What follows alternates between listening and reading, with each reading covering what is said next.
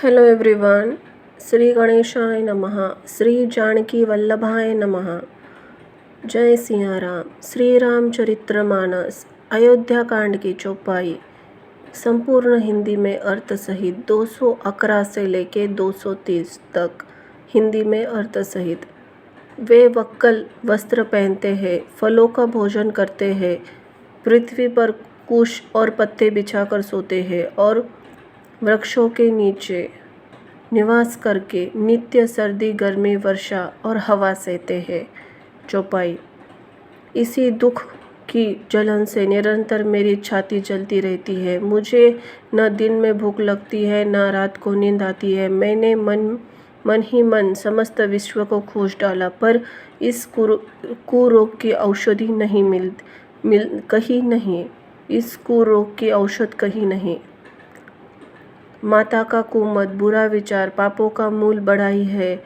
उसने हमारे हित का वसूला बनाया। उसी से कलह रूपी कुखांड को कुयत्न बनाया और 14 वर्ष के अवधि रूपी कठिन कुमंत्र पढ़कर उस यंत्र को गाड़ दिया। यहाँ माता का कुविचार बढ़ाई है, भरत को राज्य वसूला है, राम का वनवास कुयंत्र है और 14 वर्ष की अवधि कुमंत्र है।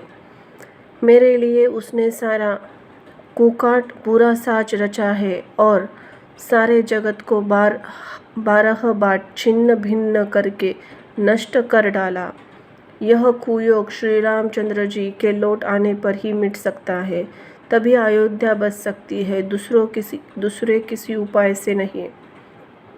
भरत जी के वचन सुनकर मुनि ने सुख पाया और सभी ने उसी प्रकार बहुत बड़ाई की। मुनि ने कहा, हे तात, अधिक सोच मत करो। श्री रामचंद्र जी के चरणों का दर्शन करते सारा दुख मिट गया। दोहा। इस प्रकार मुनि श्रेष्ठ भरद्वाज जी ने उनका समाधान करके कहा, अब आप लोग हमारे प्रेम प्रिय अतिथि बनिए और कृपा करके कंदमूल, फल फूल जो हम दे उसे स्वीकार कीजिए। चौपाई। मुनि के वचन सुनकर भरत के हृदय में सोच हुआ कि यह बेमौके बड़ा बेढप संकोच आ पड़ा है। फिर गुरुजी की वाणी महत्वपूर्ण आदरणीय समझकर चरणों की वंदना करके हाथ जोड़कर बोले, हे नाथ, आपकी आज्ञा को सिर चढ़ाकर उसका पालन करना, यही हमारा धर्म है। भरत जी के यह वचन मुनि श्रेष्ठ को अच्छे लगे। उन्होंने विश्वास पात्र सेवकों शिष्य को बुलाया और कहा, भरत की पहुनाई करनी चाहिए, जाकर कंदमूल फल लाओ। उन्होंने कहा, हे नाथ, बहुत अच्छा कहकर सिर नवाया। तब बड़े आनंदित होकर अपने अपने काम को चल दिए। अब मुनि जी को चिंता हुए, हमने बहुत बड़े मेहमान को न्योता है। अब जैसे देवता हो वैसी ही उनकी पूजा भी होनी चाहिए। यह सुनकर ऋषियों, आदि मुनियों, सिद्धियाँ आ गई। बोली, हे गोसाई, जो आपकी आज्ञा हो सो हम करें। दोहा। मुनिराज ने प्रसन्न होकर कहा, छोटे भाई शत्रुघ्न और समाज सहित भरत जी श्री रामचंद्र जी के विरह में व्याकुल है। इनकी पहुनाई आदित्य सत्कार करके इनके श्रम को दूर करो। चौपाई। रिद्धि सिद्धि ने मुनिराज की आज्ञा को सिर चढ़ाकर अपने बड़भागिनी समझा। सब सिद्धियां आपस में कहने लगी, श्री रामचंद्र जी के छोटे भाई भरत ऐसे अतिथि है जिनकी तुलना में कोई नहीं आ सकता। अंततः मुनि के चरणों की वंदना करके आज वही करना चाहिए जिससे सारा समाज सुखी हो। ऐसा कहकर उन्होंने बहुत से सुंदर घर बनाए, जिन्हें देखकर विमान भी विखलते लज्जा जाते हैं।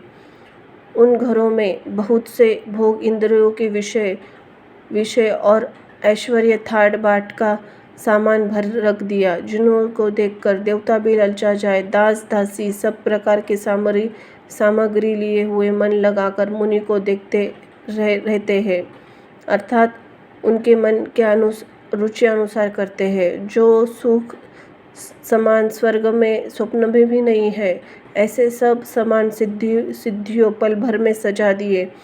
पहले तो उन्होंने सब किसी को जैसी उसकी रुचि थी वैसे ही सुंदर सुखदायक निवास स्थान दिए।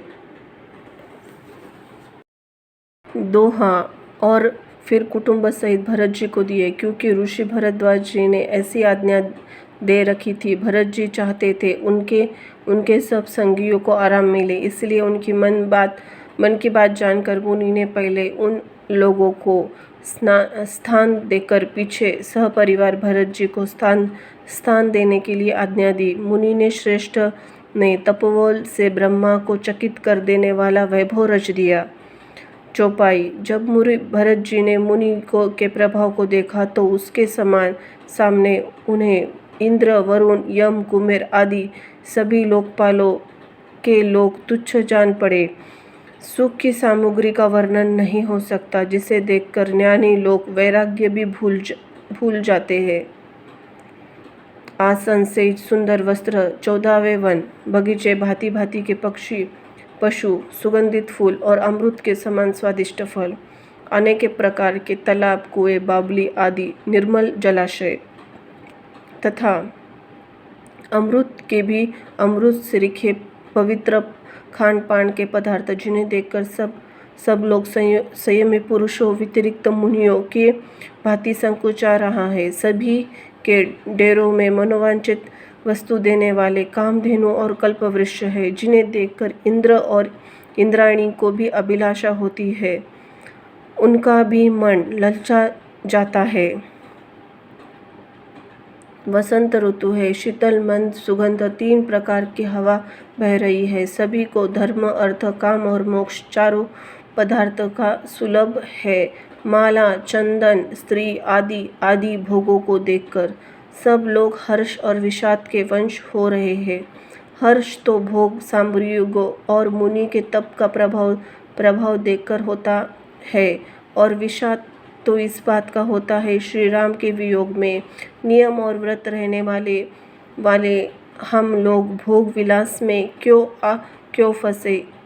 कहीं इनमें से आसक्त होकर हमारा मन नियम व्रतों का त्याग ना कर दे। दोहा। संपत्ति, भोग विलास की साम्राज्ञी चकवी है और भरत जी चकवा है, और मुनि की आज्ञा का खेल है।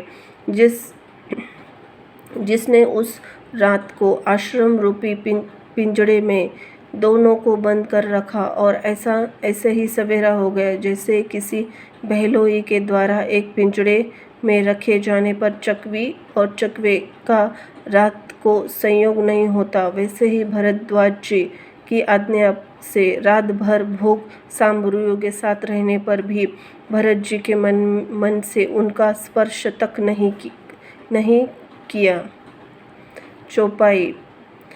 प्राप्त काल भरत जी ने तीर्थराज में स्नान किया और समाज सहित मुनि को सिर नवाकर ऋषि और आज्ञा तथा आशीर्वाद सिर चढ़ाकर दंडवत करके बहुत विनती की।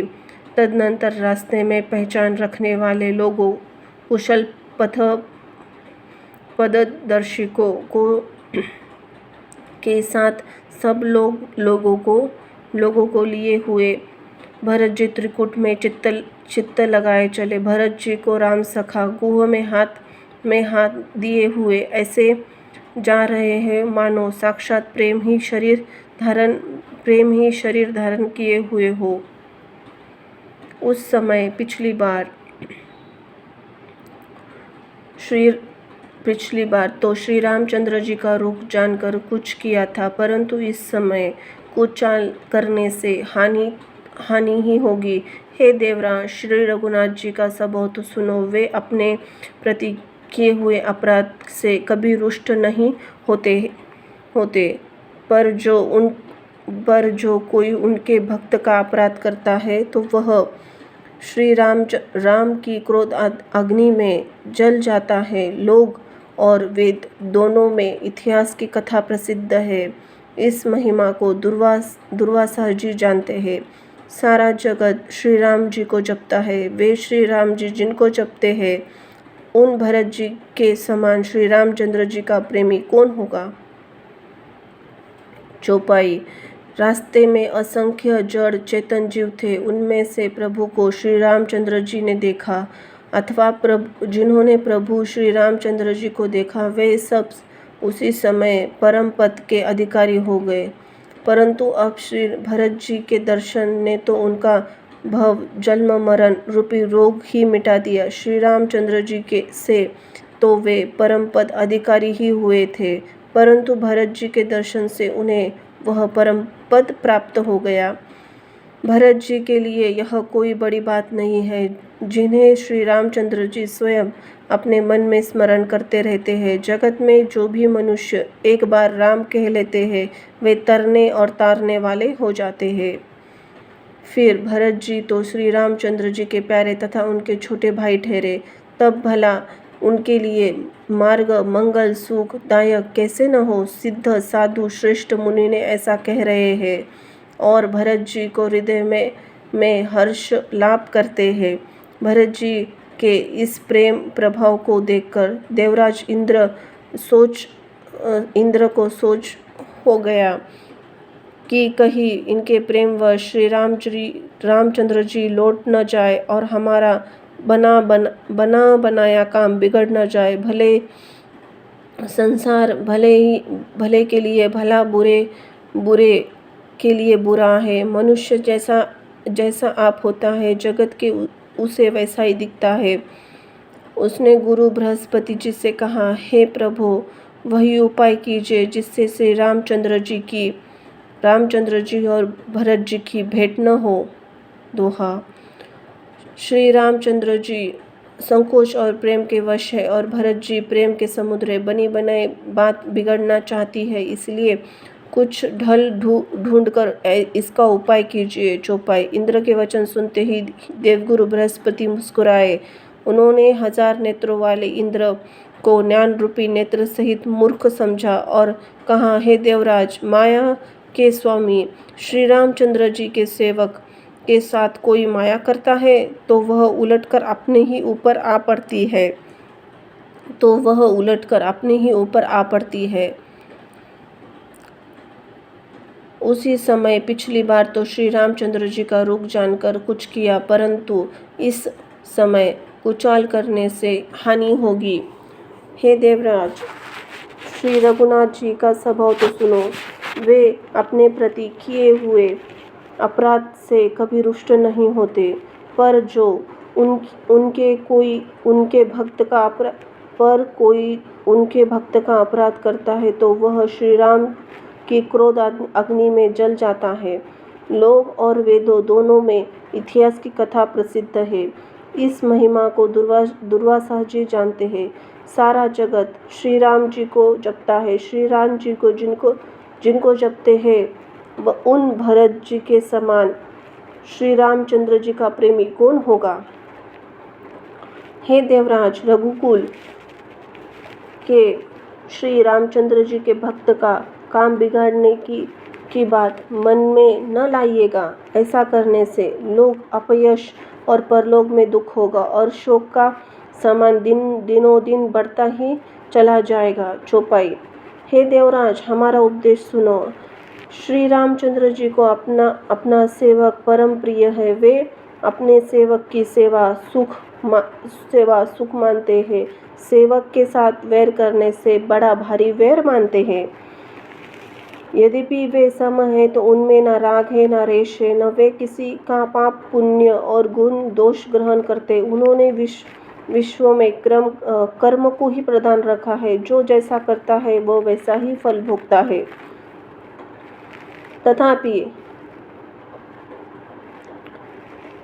तथापि वे भक्त और अभक्त के हृदय के अनुसार सम और विषम व्यवहार करते हैं। भक्तों को प्रेम से गले लगा लेते हैं और अभक्तों को मारकर तार देते हैं। गुणहीत, निर्लेप, मान रहित और सदा एकरस भगवान श्री राम के भक्त प्रेमवश ही सगुण हुए हैं। श्री राम जी सदा अपने सेवकों भक्तों की रुचि रखते हुए आए हैं। वेद पुराण साधु और देवता इनके साक्षी है। ऐसा हृदय में जानकर कुटिलता छोड़ दो और भरत जी के चरणों में सुंदर प्रीति करो। दोहा। हे देवराज इंद्र, श्री रामचंद्र जी के भक्त सदा दूसरों के हित में लगे रहते हैं। वे दूसरों के दुख और दुखी से दयालु होते हैं। फिर भरत जी तो भक्तों की शिरोमणि है, उनसे बिल्कुल न डरो।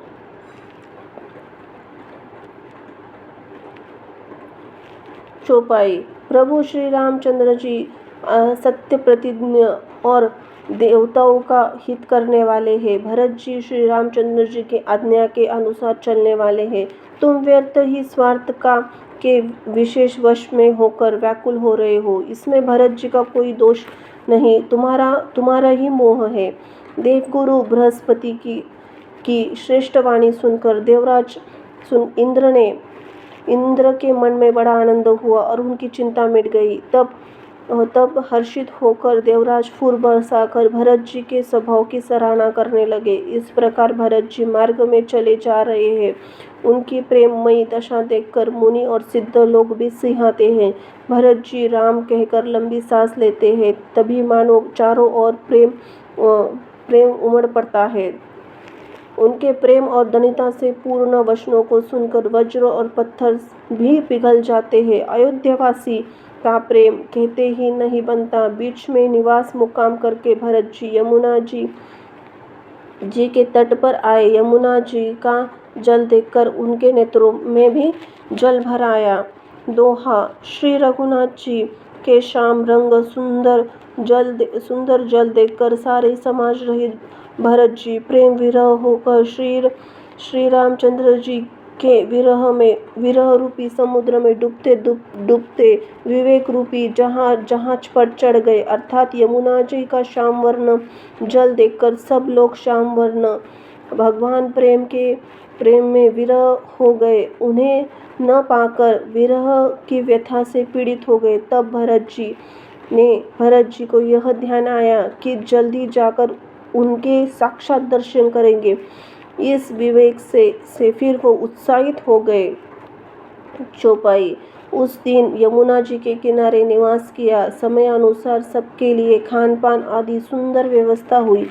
निषाद राज का संकेत पाकर रात में घाट में अगणित वहां नावें आ गई, जिनका वर्णन नहीं किया जा सकता। सवेरे ही एक खेवे में सब लोग पार हो गए। श्री रामचंद्र जी के सखा निषाद राज की इस सेवा से संतुष्ट हो गए। फिर स्नान करके नदी को सिर नवाकर निषाद राज के साथ दोनों भाई चले। आगे पीछे सवारियां पर श्रेष्ठ मुनि है। इनके पीछे सारा राज समाज जा रहा है। उसको पीछे दोनों भाई सादे भूषण वस्त्र वेश से पैदल चल रहे हैं। सेवक मित्र मंत्री पुत्र उनके साथ हैं। लक्ष्मण जी, सीता जी और श्री रघुनाथ जी का स्मरण करते जा रहे हैं। जहाँ जहाँ श्री रामचंद्र जी निवास और विश्राम किया था, वहाँ वहाँ प्रेम सहित प्रणाम करते हैं। दोहा। मार्ग में रहने वाले स्त्री पुरुष यह सुनकर घर और कामकाज छोड़ दे पड़ते हैं कि उनके रूप सौंदर्य प्रेम देखकर वे सब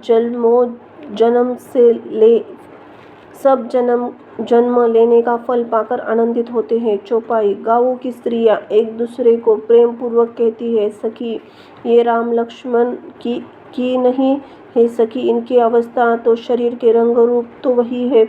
शील स्नेह उन्हीं के सदृश भी चाल उन्हीं के समान है, परंतु है सखी इनका तो वह वेश वक्कल वस्त्रधारी मुनि वेश है, न सीता जी संग है। इनके आगे चतुर रागिनी सेना चल रही है, फिर इनके मुख प्रसन्न नहीं है। मन में खेद है सखी, इस भेद का कारण संदेह होता है।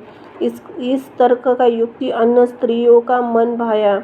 सब कहती है इसके समान सयानी चतुर कोई नहीं है।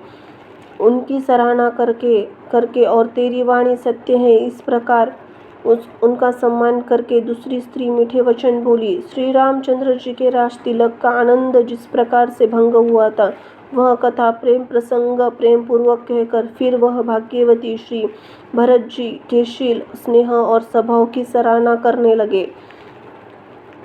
वह बोली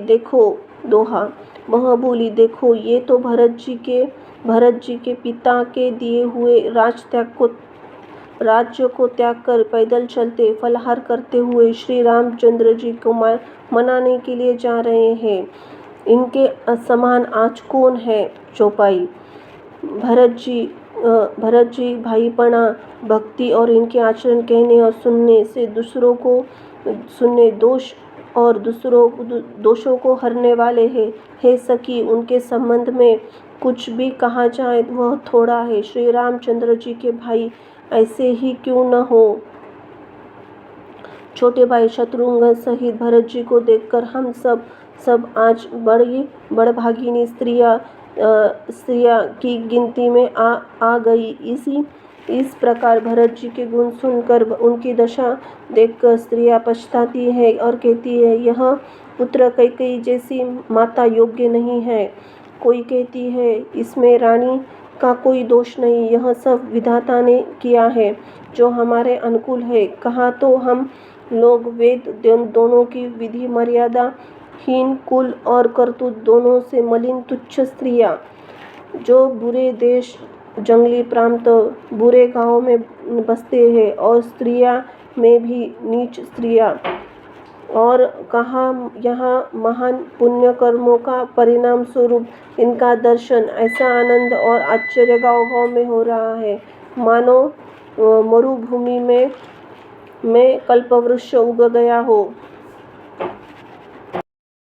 भरत जी का रूप देखते ही रास्ते में रहने वाले लोगों के भाग्य खुल गए, मानो देवयोग से सिंहल द्वीप के बसने वालों को तीर्थराज पर्याप्त सुलभ हो गया। चौपाई। इस प्रकार अपने गुणों सहित श्री रामचंद्र जी के गुणों की कथा सुनते और श्री रघुनाथ जी को स्मरण करते हुए भरत जी चले जा रहे हैं।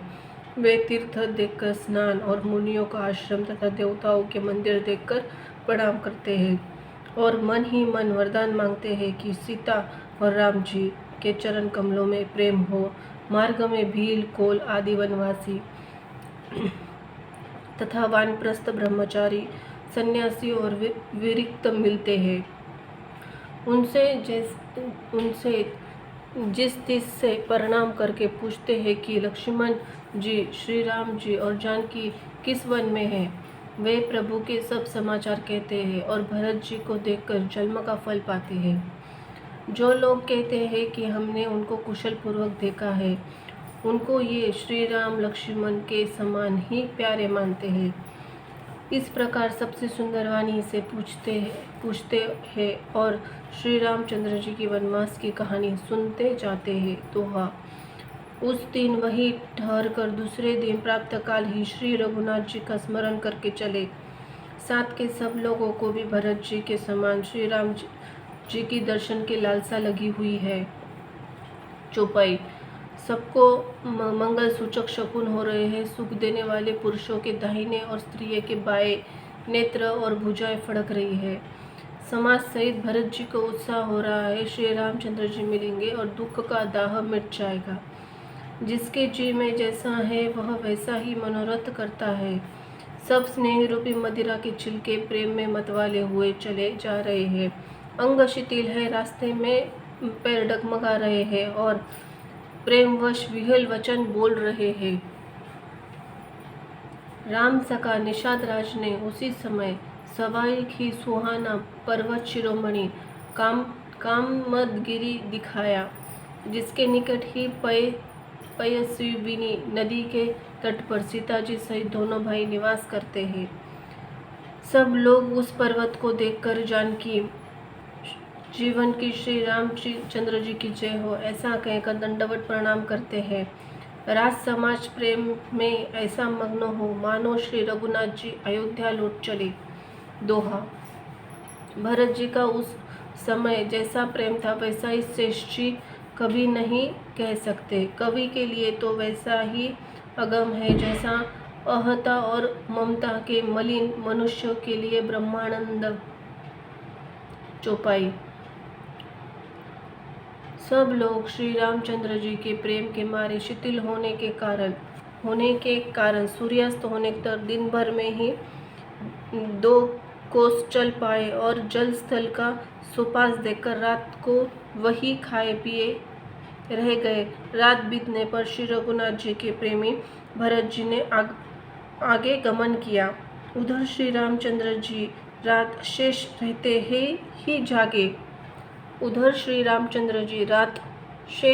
ही जागे। रात को सीता जी ने स्वप्न में देखा कि जिसे वे श्री रामचंद्र जी को सुनाने लगी।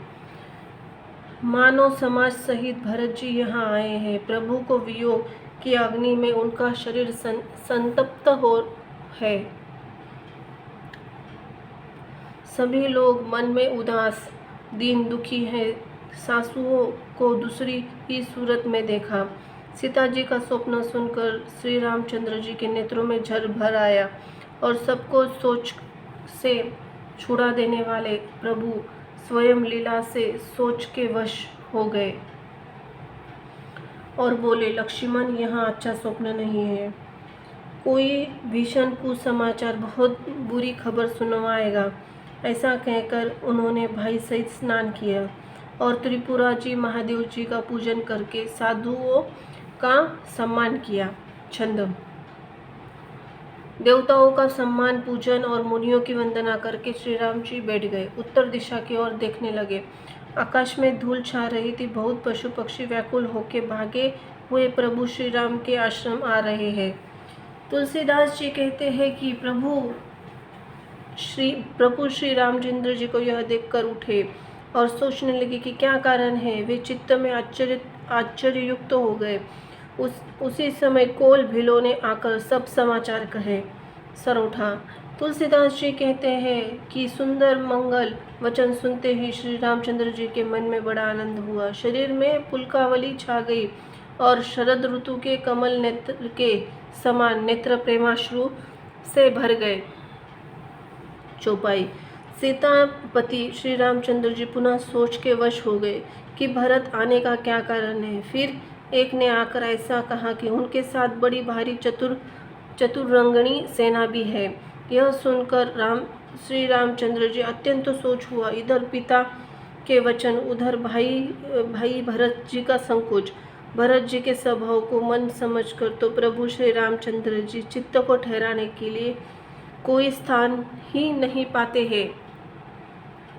तब जानकर समाधान हो गया कि भरत साधु और सयाने हैं तथा मेरे कहने में आज्ञाकारी है। लक्ष्मण जी ने देखा कि प्रभु रामचंद्र जी के हृदय में चिंता है तो वे समय के अनुसार अपना नीति युक्त विचार कहने लगे। हे स्वामी, आपके बिना ही पूछे मैं कुछ कहता हूँ। सेवक समय पर ढिठाई करने से ढीठ नहीं समझा जाता, अर्थात आप पूछे तब मैं कहूँ ऐसा अवसर नहीं है, इसलिए यह मेरा कहना ढिठाई नहीं होगा। हे स्वामी, आप सर्वज्ञों में शिरोमणि हैं, आप सब जानते हैं।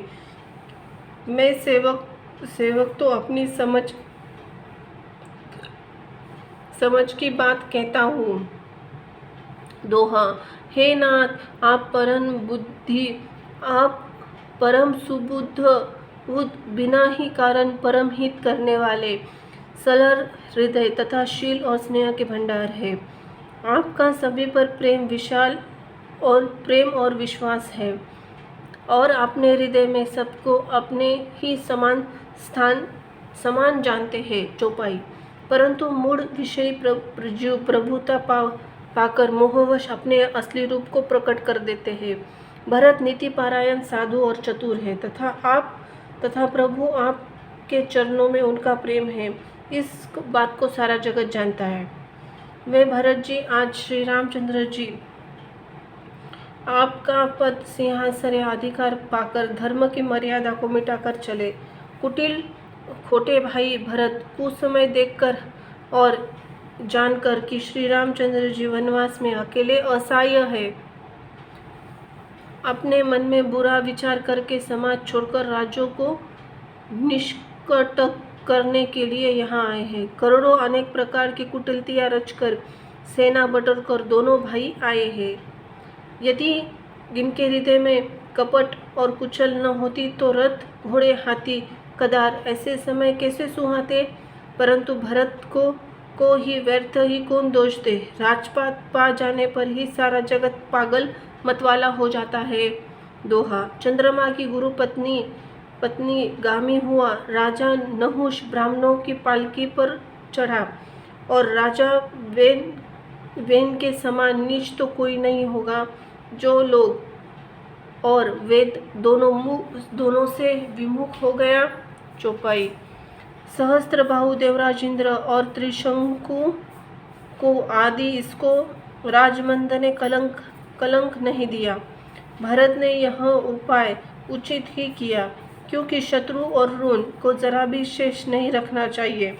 हाँ, भरत ने अच्छी बात नहीं है कि जो श्री रामचंद्र जी को असहाय जानकर आपका निरादर किया, पर आज संग्राम में श्री रामचंद्र राम जी आपका क्रोधपूर्वक मुख देखकर यह बात भी उनकी समझ में विशेष रूप से आ जाएगी, अर्थात निरादर का फल भी वे अच्छी तरह से पा जाएंगे। इतना कहते ही लक्ष्मण जी नीति रस भूल गए और युद्ध रस रूपी वृक्ष पुलकावली के बहाने से फूल उठा, अर्थात नीति की बातें कहते कहते उनके शरीर में वीर रस छा गया। वे प्रभु श्री रामचंद्र जी के चरणों की वंदना करके चरण रस को सिर पर चढ़ाकर सच्चा और स्वाभाविक बल कहते हुए बोले, हे नाथ, मेरा कहना अनुचित न मानिएगा। भरत ने हमें कम नहीं प्रचारा है, हमारे साथ कम छेड़छाड़ नहीं की है। आखिर कहाँ तक सहा जाए और मन के मारे रहा जाए। सब स्वामी हमारे साथ है और धनुष्य हमारे हाथ में है। दोहा। क्षत्रिय जाति रघुकुल जन्म, फिर मैं श्री रामचंद्र जी आप अनुगामी सेवक हूँ, यह जगत जानता है। फिर भला कैसे सहा जाए। धूल के समान नीच कौन है, परंतु वह भी लात मारने पर सिर चढ़ती है। चौपाई। यह कहकर लक्ष्मण जी ने उठकर हाथ जोड़कर आज्ञा मांगी, मानो वीर रस सोते हुए जाग उठे हो। सिर पर जटाएं बांधकर, कमर पर तीर कस लिया, धनुष्य को सजाकर तथा बाण को हाथ में लेकर कहा, आज मैं श्री राम आपका सेवक होने का यश लूँ और भरत को संग्राम की शिक्षा दूँ। श्री राम जी आपके निराधार का फल पाकर दोनों भाई भरत शत्रुघ्न रणशैया पर सोवे। अच्छा हुआ सारा समाज आज एकत्र हो गया। आज मैं पिछला सब क्रोध प्रकट करूंगा। जैसे सिंह हाथियों के झुंड को कुचल डालता है, बाजे जैसे लवे को लपेट लेता है, वैसे ही भरत की सेना समेत छोटे भाई को तिरस्कार करके मैदान पर छाड़ूंगा। यदि शंकर जी भी आकर उनकी सहायता करे तो भी मुझे श्री रामचंद्र जी की सौगंध है, मैं उन्हें युद्ध में अवश्य मार डालूंगा, छोड़ूंगा नहीं। दोहा। लक्ष्मण जी को अत्यंत क्रोध से तगमगाया हुआ देखकर, उनकी प्रामाणिक और सत्य सौगंध सुनकर सब लोग भयभीत हो गए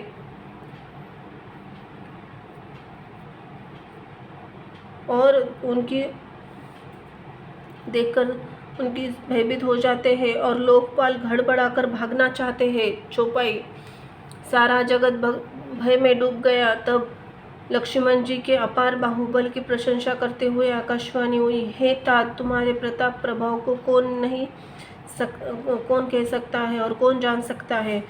परंतु कोई भी काम हो उचित खूब समझबूझ कर किया जाए तो सब कोई अच्छा कहते हैं। वेद और विद्वान कहते हैं कि जो बिना विचारे जल्दी में काम करे तो पीछे पछताते हैं, वे बुद्धिमान नहीं है।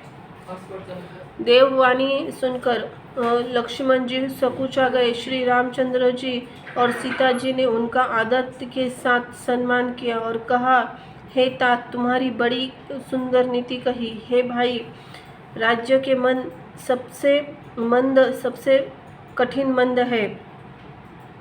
जिन्होंने साधुओं की सभा का सेवक सत्संग नहीं किया, वे राजा राजमद रूपी मदिरा का आचमन करते हैं, पीते ही मतवाले हो जाते हैं। लक्ष्मण सुनो, भरत सरीखा उत्तम पुरुष ब्रह्मा सृष्टि में न तो है, न कहीं सुना गया है, न देखा गया है। जय सिया राम की जय, हनुमान जी महाराज की जय हो, लक्ष्मण की। धन्यवाद।